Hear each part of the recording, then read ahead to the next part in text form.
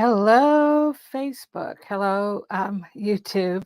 I'm hoping everybody can hear me. I'm just, it's always a technical issue. And I should be getting comments coming in from both Facebook and YouTube. So we'll see what happens. So tonight, if you're here, we are doing the prep work for the Zulia bag.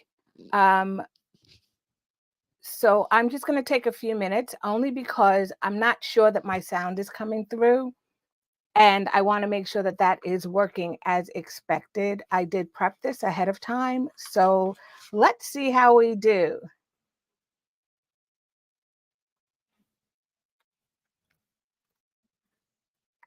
Um, so it's always a very interesting experience when I haven't been around for a while to see what actually is happening. So usually I try to not get any reverb coming back on my side, and that has been known to happen. And just double checking here for a second. So bear with me, please hold.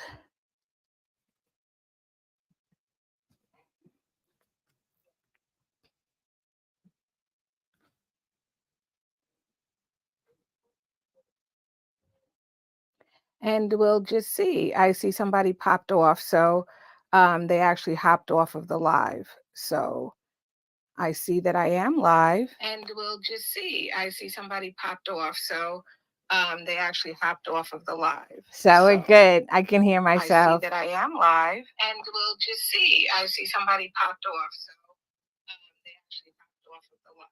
So we're good. I can hear myself. So I'm just going to get started. For those people who don't know me, my name is Catherine, and I like to say I'm the owner, curator, and founder of Sew Your Bag, which is a subscription box service for beginner and aspiring bag makers. So what will happen is throughout the live videos, you will hear me refer to various things. For example, you will hear me say, this was in the kit or that was in the kit, and that refers to the subscription box that went out that actually contained this particular bag and everything that you need to make the bag. So the fabric that I will be using will be a little bit different because I'm making a bag to match a dress that I made. And it's probably my second or third dress that I've made. So I'm excited to do that tonight with you guys. The way that the lives work for the sew along is on the first day, which is today, we will go through preparing for the actual sew along. So I'll talk about the interfacing. I will speak also to how it's applied, if there's something unique that you need to know for this particular pattern. I will also mention that as well. So one thing that I will say to you is that as I go through, if you have any questions, please just type them into either YouTube or Facebook because I can see them on my screen and I will be glancing up periodically to make sure that I get all of the comments and I try to respond to them. So let's take a look at the actual bag itself. I have it over here. And the Zulia is actually a framed type of bag. So this is the first time that we've done a framed bag. And I thought it was an interesting bag to work on. It was small enough, or it is small enough to keep you interested, but not get you so frustrated that you don't want to go on. So this is the bag itself. And like I mentioned, I will be doing mine in a different fabric. The fabric or the material that came in the bag was this green, olive green vinyl. There was also this Ankara, and I don't know if you can see it, but the front has like blue going around or a bluish gray. And on the back, I put the yellow portion of it. So that's the way I actually cut it in such a way that I could see both elements, but Ankara you can cut any way that you'd like. On the bottom we also use that olive green vinyl, and then I attached the straps in a way to the frame. So most of these patterns that you'll see that have frames, they will have a strap attached to the body over here and in some way, fashion, or form, and I actually did not like that, so I decided that I would find a way to attach it to the frame. When we open this up, you can see on the inside that there is a zippered pocket here, and there is also a key fob. And yes, all of this was part of the kit, or the subscription box. And then on the other side, there is a slip pocket right there. You can see the slip pocket. And then what we've put in also, and I'll just grab it out the bottom here, is this false bottom. Okay, so it is split in the back. And I did add a piece of cutting board that you can get from the 99-cent shop. So this is just to give it a little bit more stability on the bottom. For anybody who's interested in the measurements, just want to get this right. It's 8.5 inches high, so it's a relatively small bag, and it is 4 inches wide. So that's on the side, it's 4 inches. And oh, I'm sorry, the depth is 4 inches and the width is 9 3/4. So going across here is about 9 3/4 wide at the widest point. So this bag was meant to give you not only an introduction to the framed internal tube, it's called tubular frame, but it was also meant to give subscribers an opportunity to work with a domestic friendly vinyl. So this is perfect for a domestic sewing machine. What I do recommend is, if you are using it, test out your vinyl and make sure that if it sticks a little bit, you may want to consider getting a Teflon foot or a walking foot. Unlike some of the other bags, I did not put foam in this one. So this one uses a light stabilizer. Well, it's really a light and heavy stabilizer, and we'll get to that as we talk more about it. So let's go to the cutting mat. I use my cutting mat and I use my sewing machine. So you may see me flipping back and forth over the next 2 days or so between the two. I like to give you a close-up view of exactly what I'm doing, so you could see me make mistakes and all, broken needles, whatever. And that's the whole part of live, right? So let's get started, and I'm going to take you to the cutting mat. So this is what the bag actually looks like. And this is what I was saying to you. You could probably see it better. On one side, I cut out the yellow, and on the front side, I cut out, it's sort of like a blue or a grayish blue. That is my label. So I put that on. The kit did not come with my label, so just so that you know, but it did come with everything else. So let's look at the construction, and then we'll talk about the pieces. So there's a front and back main component. So this is made out of cotton. This entire bag is made out of cotton and vinyl. Um, and it, like I said, it is a domestic friendly vinyl that I am using. The front and back, if you are joined on the sides here, and right here, you can see that frame. Hello, Miss Arnetta from DC. Welcome. So the frame itself, and I'll just push this to the side for right now. The frame itself looks like this. So it's just a silver frame with a hinge, and it does open, and it clicks to open, and it pushes closed. That's all there is to this frame. Okay. So the way that we do the bag is, after we put the bag together, we actually unscrew the ends, one of the ends, and we wrap it around the tube. And that's the way we will be installing it. And we'll do that on day 3 when we're finishing up. So the next thing I want to talk about is the bottom of the bag. So the bottom of the bag here is vinyl. It is stabilized, so we'll talk about that in a minute, but it does use my interfacing, which is DLH 2010 heavy. And you can use something comparable to that. It is stiffer than it is a woven interface, but it's stiffer than an SF101. So if you're thinking about stiffness, it's probably about 2 times the size. It's about the weight of Decoville Light, if it gives you any indication of what it weighs. As I mentioned, the straps get attached to the channel. So I'm calling this piece here that goes around the bag, the green piece, the channel. And if I open this up, what I will show you is that this is the first part of the channel. Then there's a center part, and then there's another part on the left-hand side. So there's a right side, middle, and then the left. And then the strap is actually put right in between the two. This strap is not a 1-inch strap, because a 1-inch strap would be too big. So it's actually more narrow than that. But it's just the right size.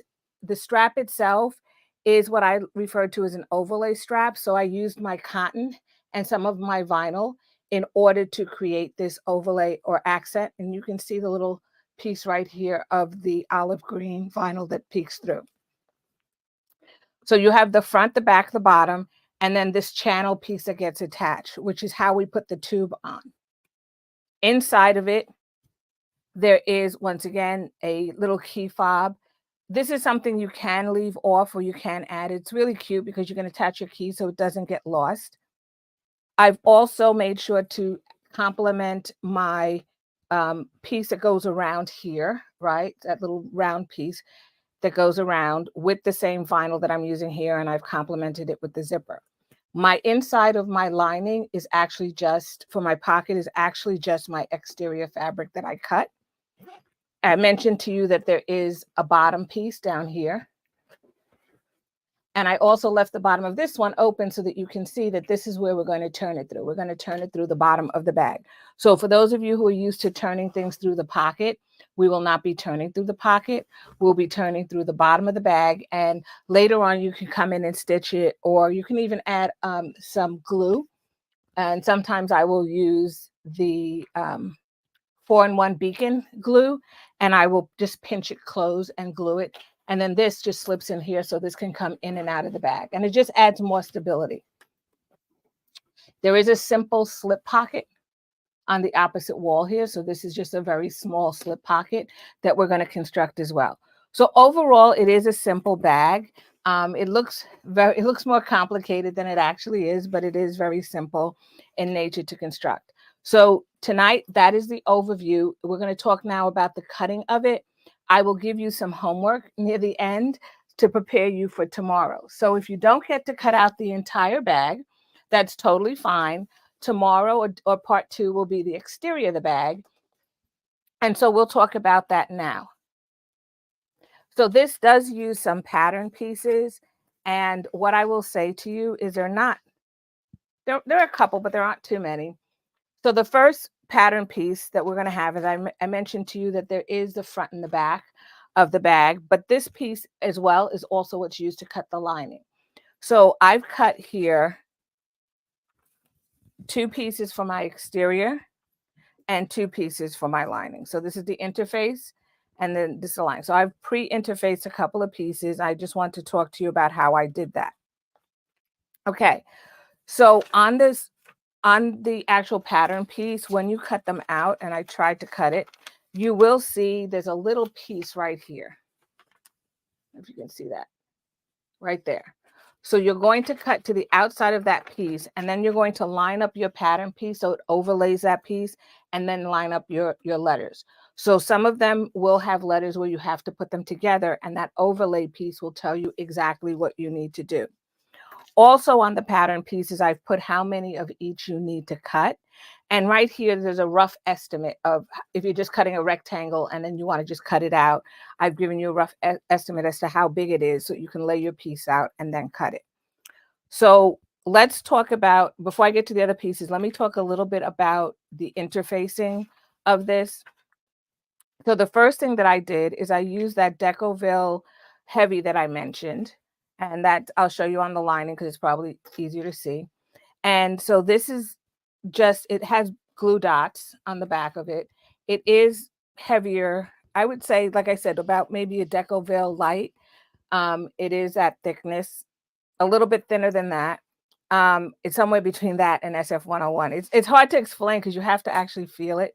It does give your piece an added thickness, so it doesn't drape as easily as if it was SF101. It takes a little bit more to get that drape going. But you're going to attach this to the wrong side with the glue side against the wrong side of your fabric. So I'll show you how I do that really quick.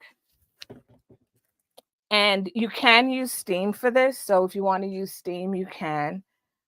The way that I like to iron, and I say iron, I say press, not iron, because you're not going to move it around, because if you move it around, you tend to distort the fabric. So it's more a case of laying your iron on your piece like this, and then moving it from place to place. So it's more of a press than an actual iron. I like to preheat my fabric. So in other words, I like to add some steam to it as well as a little bit of heat to it. And then what I do is I will take my interface, I will lay it with the glue dots going down in the downward position. So it's wrong side to wrong side. And I just find that helps it stick a little bit better. It doesn't move around as much as you're actually pressing this on here. So I'm going to add just another piece of ironing board under this. Slide that right in there. And the reason I do that is because the steam goes through my cutting mat and it will warp it. So, okay, so now I'm going to press this on. Once again, give it some steam. And it glues very quickly. It's also not the easiest thing to get off. So if you ever need to peel this one off, I'd recommend, and this usually works with any type of interfacing, but to give it some more heat and then wait till the glue melts again and then try to peel it off. But if you try to just peel it off, you can end up with frayed edges.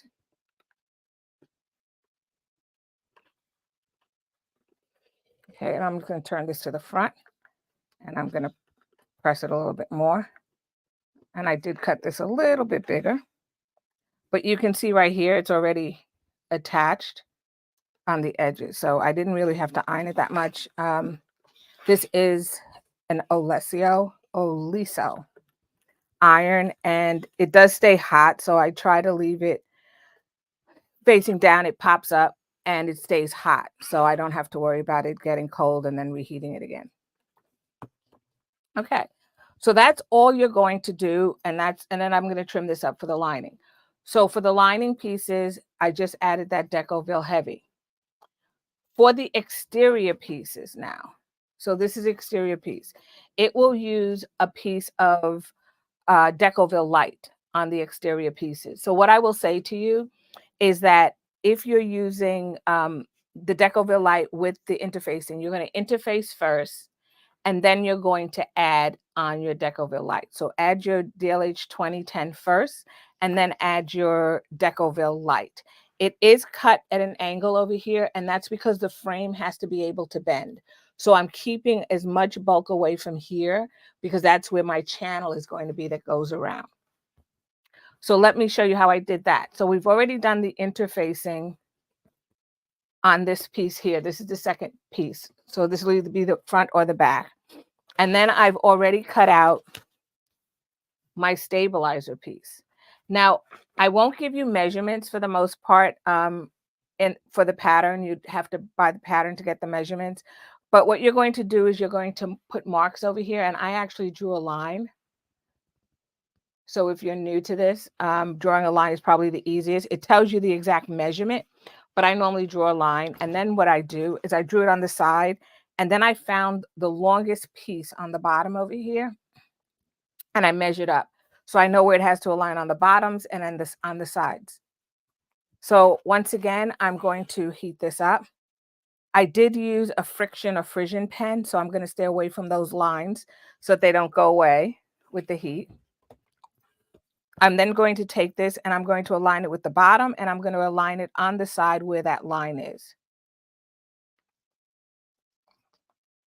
And this will keep it out of your seam allowance. So because I heated it up, it's getting tacky down there. Okay. So it's hot. So it's actually sticking. And then I'm going to, once again, I'm going to press. Hi, Facebook user. I don't know who you are. So I'm just going to say Facebook user. Let me know who you are. When you come in, this is StreamYard that I'm using. And if you don't give it permission, it just says Facebook user. So once you tell me, I may know. I would hazard a guess, but I'm not gonna do that. But welcome. So tonight we're just doing the prepping, and I'm talking about the interfacing portion of it. I gave an overview of the bag. So if you want, I can do that again at the end. Miss Varna, how are you? Guess what I'm making, Varna? Recognize the fabric? So Varna actually saw my dress. So this is what we're going to do. So once we've done that, you can see now I have the Decoville Light on the back, and it's only on the exterior pieces, right? It's not on the lining pieces. The lining pieces are just plain interfaced. So this will give it just the right amount of stability. I know it doesn't seem like it will, but I promise you it will. Once you've done that, you just set it to the side and let it cool. The other pieces, there are other pieces that we're going to also need to interface. And I've kind of done that here. So this is going to be our bottom. So this is exterior and false bottom. And I'm making my false bottom the same color as my exterior of my bag, although my lining will be gray. So I just sort of bought my exterior. There you go. Thank you, ma'am. So I just bought my exterior in to be my false bottom. So that green portion that I showed you on the bag, I just wanted to stand out a little bit. So I made it this. You can make it the same color as your lining. So you will have that false bottom. That false bottom is just simply interfaced with Decoville, DLH 2010 heavy.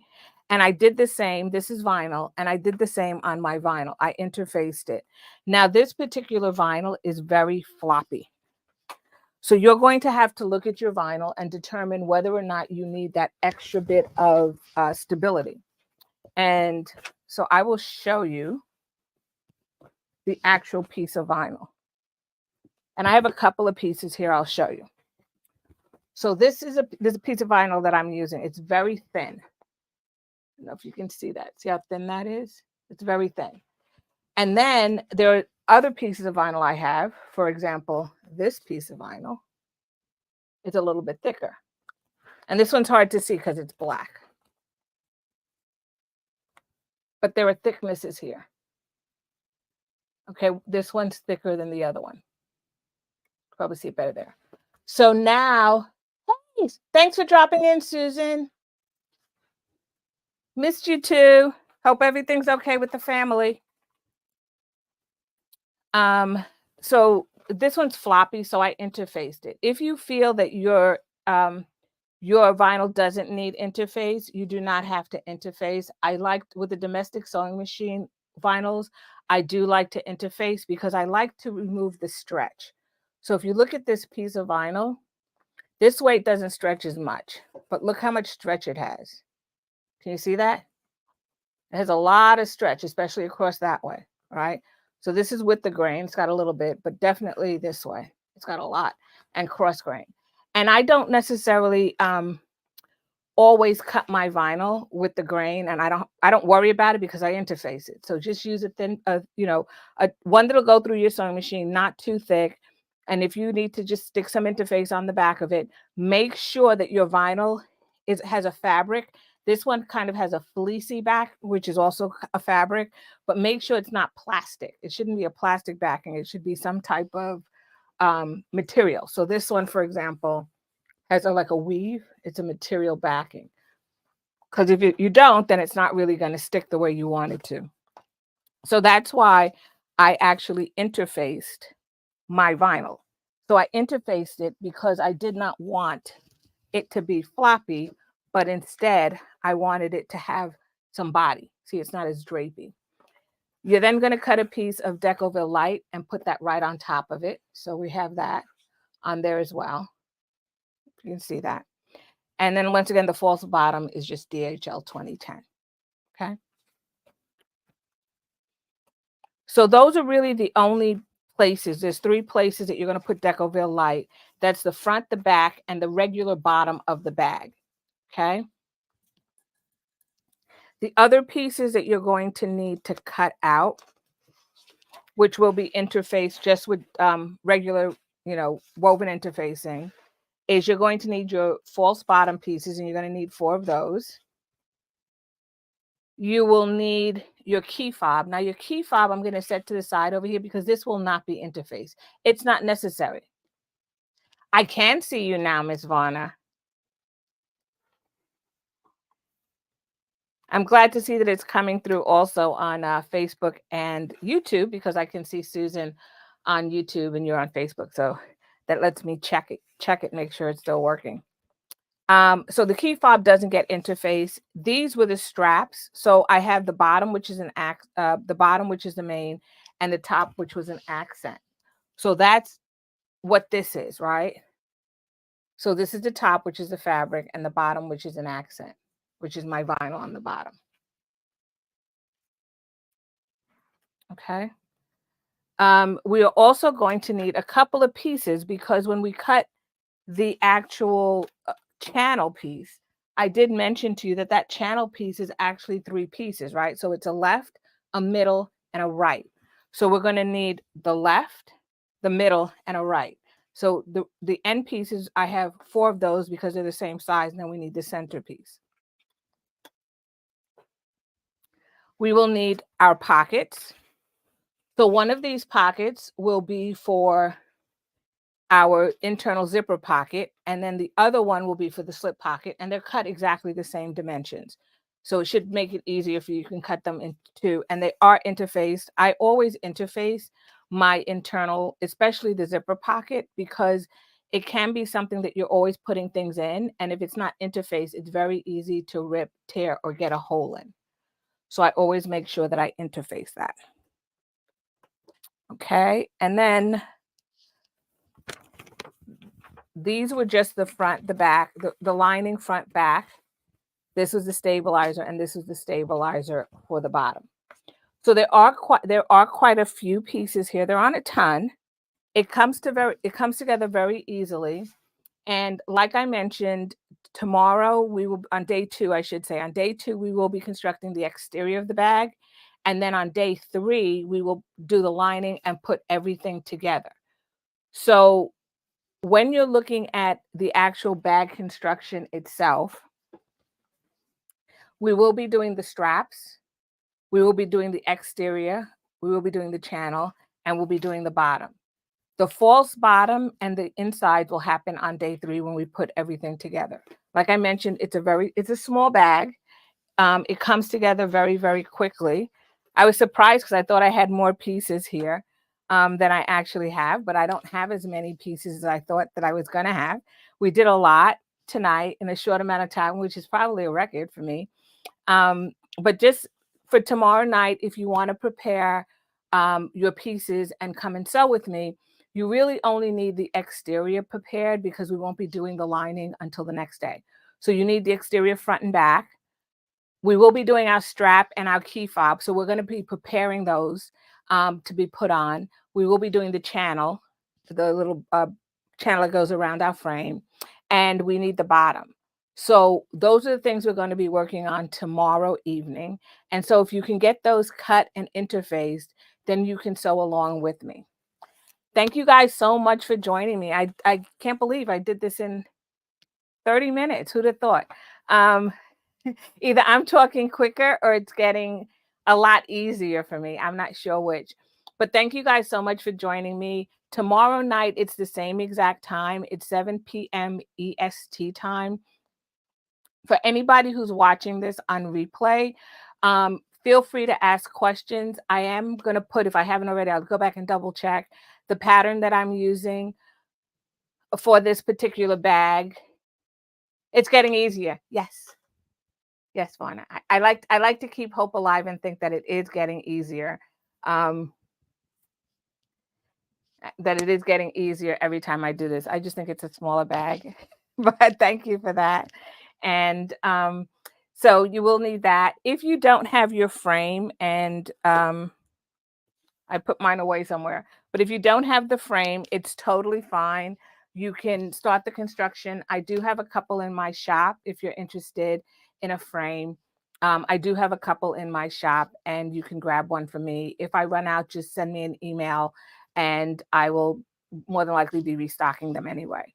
So thanks again so much for joining me. I will see you tomorrow night as we begin sewing. Have a great evening.